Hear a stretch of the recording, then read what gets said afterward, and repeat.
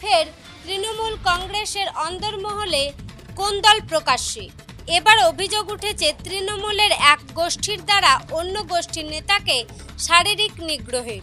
ঘটনায় উত্তপ্ত নানুর বিধানসভার সিঙ্গি গ্রাম পঞ্চায়েত এলাকা। স্থানীয় সূত্রে জানা গিয়েছে, প্রাক্তন পঞ্চায়েত সমিতির সদস্য হীরা মণ্ডল বুধবার রাত্রে বোলপুর থেকে নিজের বাড়ি ফিরছিলেন। জানা যায়, বোলপুরে একটি দলীয় সভা সেরে বাড়ি ফেরার সময় পথের মাঝেই তার গাড়ি আটকে বেধড়ক মারধর করা হয়। হীরাবাবুর অভিযোগ, তার হাত ও পা ভেঙে দেওয়া হয়েছে। তিনি বর্তমানে হাসপাতালে চিকিৎসাধীন। হীরাবাবুর সরাসরি অভিযোগ করেছেন, এই হামলার পেছনে রয়েছেন তৃণমূলের স্থানীয় নেতা আপেল মল্লিক, স্বপন সহ কাজল শেখ ঘনিষ্ঠ একাধিক নেতা। তার দাবি, তিনি অনুব্রত মণ্ডলের ঘনিষ্ঠ বলে এই হামলা চালানো হয়েছে। অর্থাৎ পুরো ঘটনাটির পেছনে দলীয় গোষ্ঠী কোন্দল কাজ করছে বলেই অভিযোগ। যদিও যাদের বিরুদ্ধে অভিযোগ তারা প্রকাশ্যে কিছু বলতে না চাইলেও একাধিক ঘনিষ্ঠ সূত্রে জানা গিয়েছে, এটি নেহাতি একটি ব্যক্তিগত বিরোধ এবং এর সঙ্গে দলীয় রাজনীতির কোনো যোগ নেই বলে দাবি করা হয়েছে।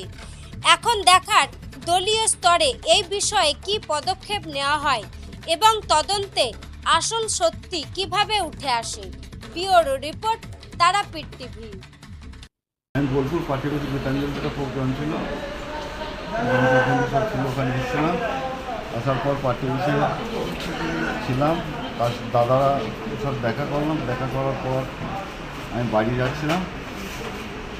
বাড়ি যাওয়ার পর এমনি হচ্ছে, কারণ পরশু দিন যে বোলপুরে মিটিং ছিল, সেই কোর কমিটি মিটিংয়ে আমরা যেহেতু বোলপুরের অনুগামী, কেষ্টদার অনুগামী, চাঁদুদার অনুগামী, সুদীপ্তদার অনুগামী, বিকাশ দাসের অনুগামী, এই জন্য ওরা গতকাল হয়েছিল। অ্যাকচুয়ালি আমার বাবা প্রত্যেক দিন, মানে যখন থেকে আগে হয়তো কংগ্রেস করতো, তারপরে যখন থেকে তৃণমূল সরকারটা গঠন হয় তখন থেকেই, মানে তৃণমূল দলটা যখন আসে তখন থেকেই তৃণমূল করতে শুরু করে। তো বাবা বিগত যখন হয়, মানে প্রত্যেক দিন এখন লাগাতার জেলা বীরভূম যে পার্টি অফিসটা আছে বোলপুরে, জেলা পার্টি অফিস, এখানে প্রত্যেক দিন আসে, প্রত্যেক দিন প্রতিনিয়ত। তো এভাবেই আসা যাওয়া করতে করতে কালকে হঠাৎ করে বাবা যখন প্রায় 8:30 9টা নাগাদ বাড়ি যায়, তখন কিছু দুষ্কৃতী ওখানে পথ আটকে, চীনা পরিচিতি ছিল হয়তো, কিছু দুষ্কৃতী পথ আটকে মারধর করতে শুরু করে, রড শাবল এসব নিয়ে মারধর করতে শুরু করে।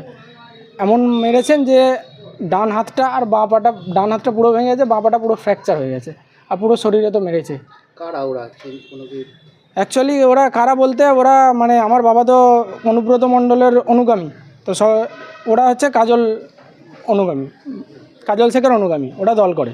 অনুব্রত অনুগামী হয়েছে বলেই কি মারধর করছে? হ্যাঁ হ্যাঁ, আসলে পরশু দিন যে, পরশু না মনে হয় 26 তারিখে যে মিটিংটা ছিল, ওখানে মিটিংয়ে আসার পর থেকেই হুমকি দেওয়া শুরু করে।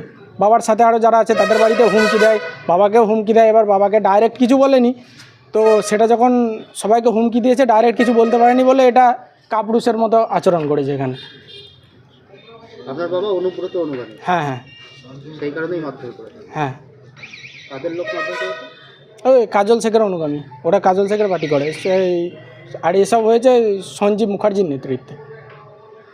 ওকে, সঞ্জীব মুখার্জি তোর বাড়ি হচ্ছে অঞ্চল সভাপতি না, এখন সঞ্জীব মোস্তলা বাড়ি সঞ্জীব মুখার্জি। ও কি কাজলের হয়ে দল করে? হ্যাঁ হ্যাঁ, কিন্তু দলটা তো সে একই করে। সেটা কে বোঝাবে ওদেরকে? ওদের মাথায় তো সেই বুদ্ধিটা তো সেটা নেই যে দলটা একই, যা হয় হবে।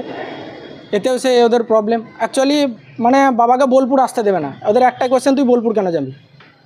কেন বোলপুরে কি মানুষের কি কোনো কাজ থাকতে পারে না? বোলপুর জেলা পার্টি অফিসে যখন আসে, তৃণমূলই তো করে, তো এলে ক্ষতিটা কী আছে ওদের? এখন কোথায় ভর্তি আছে তোমার বাবা? বিমসে, বর্ধমান। তোমার নাম? আমার নাম শেখ ইফতেখার আলম। আমাদের কোনো, মানে আমি সিঙ্গিজিপি থেকে বলছি, আমি সিঙ্গিজিপিতে ব্যাপারটা দেখি, সিঙ্গিজিপিটা, কিন্তু আমাদের ওখানে কোনো গোষ্ঠীবাজি বলে কিছু নেই। যেটা হয় সবটাই তৃণমূল।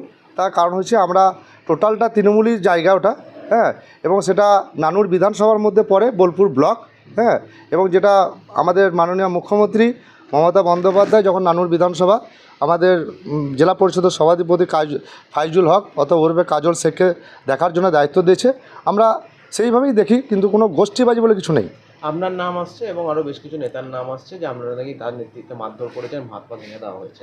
দেখুন, মণ্ডলের প্রাক্তন পঞ্চায়েত সদস্য, দেখুন, সদস্য রাত্রি অন্ধকারে আমি জানি 28 তারিখে কোনো একটা ঘটনা ঘটেছে, এবং ঘটনা ঘটার পর আমরা 29 তারিখে শুনতে পাই, সকাল দিকে শুনতে পাই যে এরকম রাত্রি মানে ঘিদা থেকে 3 কিলোমিটার ডিস্টেন্সে কানা নদী বলে একটা জায়গা আছে, ওখানে কয়েকটা ভাটা আছে, ওখানে এই ঘটনা ঘটেছে। কে বা কারা করেছে সেটা কিন্তু আমাদের জানার বিষয় না, বা জানতেও পারিনি বা জানিও না, ঠিক আছে।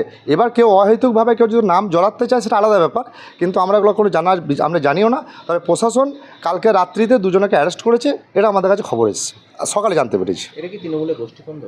তৃণমূলে কোনো গোষ্ঠীবাজি আছে বলে মনে হয় না।